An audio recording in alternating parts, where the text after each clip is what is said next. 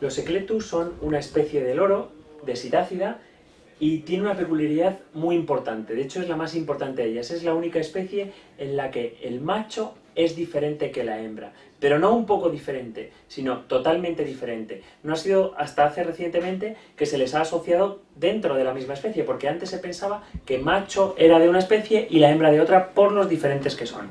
El macho, como estáis viendo, tiene color verde, muy llamativo, un verde intenso, que además su plumaje parece incluso pelaje, parece terciopelo, y la hembra es morada y rojiza. La hembra tiene los colores del Barça. El macho viene a medir más o menos unos 35 centímetros y pesar los más grandes hasta 400 gramos. Hay varias variedades de Eclectus. En particular, todos los más comunes en cautividad son los Eclectus roratus, es la subespecie más común en cautividad.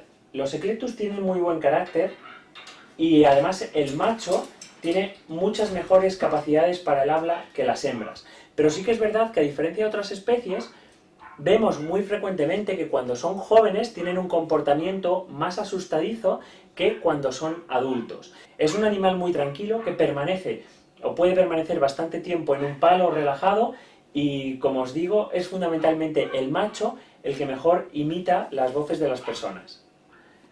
Sí que es importante prevenir la obesidad en los Eclectus.